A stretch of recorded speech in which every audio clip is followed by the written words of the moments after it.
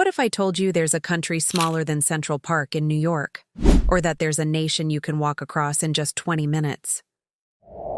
Welcome back to The Curious Route, where we explore the world's most fascinating hidden gems. Today, we're diving into the incredible world of micronations and tiny countries that most people have never heard of, but definitely should know about. And trust me, by the end of this video, you'll be planning your next vacation to places you never knew existed. So stick around because number 3 on our list will absolutely blow your mind. It's a country that's literally inside another country, and it has one of the most bizarre origin stories you'll ever hear. Let's start our journey with Vatican City. But wait, before you click away thinking you already know everything about it, here's something that will surprise you. Vatican City isn't just the smallest country in the world. It's so tiny that it would fit into Monaco 8 times over. With an area of just 0.17 square miles, this entire nation could fit inside most shopping malls. But here's the kicker. Despite being smaller than some city blocks, Vatican City prints its own euros, issues its own passports, and even has its own railway station, which happens to be the shortest national railway system in the world at only 1,050 feet long. What makes Vatican City truly extraordinary isn't just its size, but its population density of power. With only around 800 citizens, it has the highest concentration of important historical artifacts per square foot of any place on Earth. The Sistine Chapel, St. Peter's Basilica, and the Vatican Museum's house treasures that nations 10,000 times larger would envy. And here's something most people don't know. You can actually become a Vatican citizen, but only through appointment, and you lose your citizenship the moment you're no longer needed for your role. But Vatican City isn't the only impossibly small nation that will amaze you. Let me tell you about Monaco, the playground of millionaires that's so small you could jog around its entire border in about an hour. Monaco is the second smallest country in the world, covering just 0.78 square miles, making it roughly the size of New York's Central Park. But don't let its size fool you. This tiny Mediterranean principality packs more luxury per square foot than anywhere else on the planet. Here's where Monaco gets really interesting.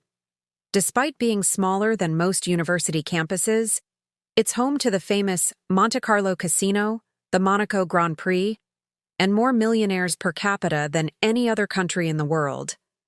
In fact, about 1 in every 3 residents is a millionaire. The country is so densely packed with wealth that real estate prices make Manhattan look affordable. A small apartment in Monaco can cost more than a mansion in most other countries. And here's the mind-blowing part. Monaco doesn't tax its residents' income. Yes, you heard that right. No income tax at all. But before you start packing your bags, becoming a Monaco resident requires proving you have enough money to support yourself without working, which typically means having at least several million euros in the bank. The waiting list for residency can stretch for years, and the background checks are more thorough than those for most government positions. Now, prepare yourself for something truly extraordinary. Have you ever heard of the Principality of Sealand? This is where our story gets absolutely wild. Sealand isn't on any continent. It's literally a former World War II sea fort sitting in international waters off the coast of England. In 1967, a British major named Roy Bates occupied this abandoned fortress and declared it an independent nation. And here's the incredible part. It might actually be legally recognized as a sovereign state. Sealand covers an area smaller than a football field and has a permanent population of just a few people, making it arguably the smallest nation on Earth. But what happened next reads like a Hollywood thriller. In 1978, while Roy Bates was away, a group of German and Dutch businessmen staged a coup and took over Sealand, holding Roy's son hostage. Roy Bates literally had to launch a counter-coup using helicopters and boats to retake his own country.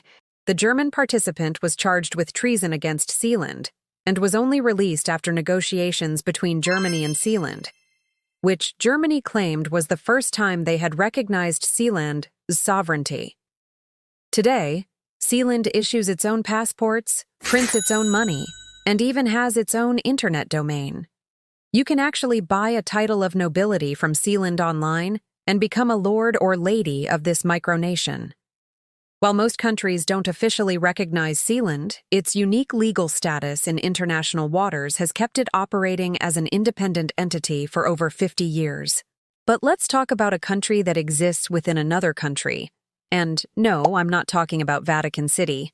Meet San Marino, one of the world's oldest republics and a country that's completely surrounded by Italy.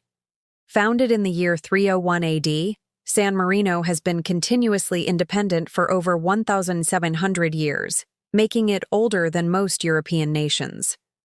With an area of just 24 square miles, it's about one-third the size of Washington, D.C., but it has managed to maintain its independence through clever diplomacy and strategic neutrality. Here's what makes San Marino fascinating. During World War II, while Italy was under fascist rule, San Marino remained neutral and actually provided refuge to over 100,000 people. That's more than 20 times its current population. The entire country became a sanctuary for those fleeing the war. And get this, San Marino has never been conquered in its entire 1,700-year history. Napoleon respected its independence, Mussolini left it alone, and even the Papal States never tried to absorb it. San Marino also holds some unique world records. It was the first country in the world to be ruled by a woman, back in 1600. It's also the only country where vehicles outnumber people. There are more cars registered in San Marino than there are residents. And despite being landlocked and tiny, San Marino has its own Olympic team and has actually won medals, including a bronze in shooting and a silver in tennis. Now let's venture into the Pacific and discover Nauru, a country so small and remote that many people couldn't find it on a map if their lives depended on it. Nauru is just 8.1 square miles, making it the third smallest country in the world, and it's located in the middle of nowhere. The nearest country is over 180 miles away. But Nauru's story is both fascinating and tragic, and it perfectly illustrates how a tiny nation can have an outsized impact on the world. For most of the 20th century, Nauru was incredibly wealthy thanks to bird droppings. Yes, you heard that correctly. The island was covered in phosphate deposits from thousands of years of bird guano, which made excellent fertilizer. This made Nauru one of the richest countries per capita in the world during the 1970s and 1980s. Every citizen was essentially a millionaire. But here's the tragic part.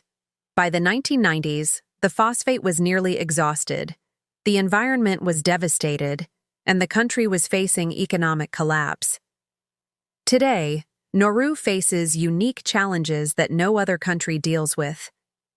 The entire island is barely above sea level, making it one of the most vulnerable places to climate change. Most of the interior has been strip-mined and is uninhabitable.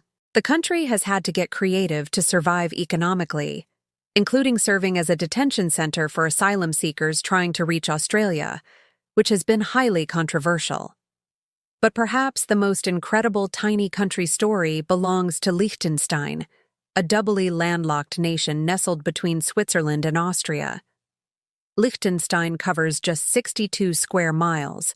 You could drive across the entire country in 20 minutes. But here's what makes Liechtenstein absolutely extraordinary. Despite being smaller than most cities, it's one of the wealthiest countries in the world per capita, with virtually no poverty and an unemployment rate that's usually below 2%. Liechtenstein's success story is remarkable. This tiny alpine nation has become a global financial center and is home to more registered companies than citizens. There are about 80,000 companies registered there, but only 39,000 residents. The country has no military. It was abolished in 1868, and police duties are often handled by just a handful of officers. In fact, the country is so safe and small that it's not uncommon for the Prince of Liechtenstein to be spotted grocery shopping or skiing alongside regular citizens. Here's my favorite Liechtenstein fact. You can actually rent the entire country for private events.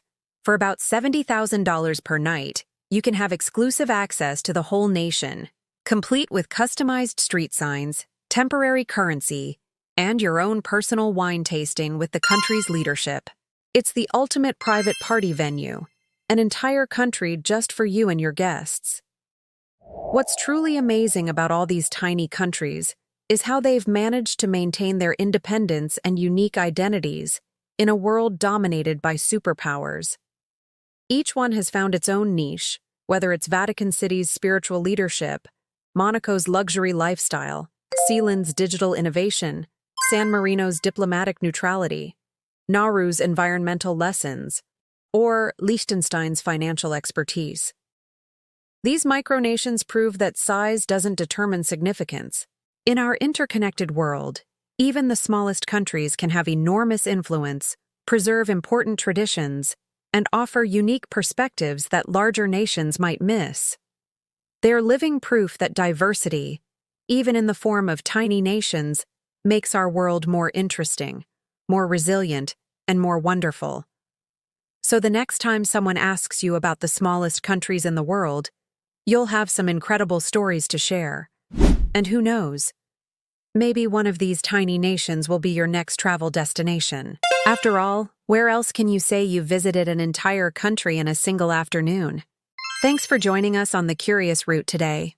If you enjoyed discovering these hidden gems of the world, make sure to subscribe and hit that notification bell because we're always exploring the planet's most fascinating and unexpected places. What tiny country surprised you the most? Let us know in the comments below, and we'll see you on our next adventure around the globe.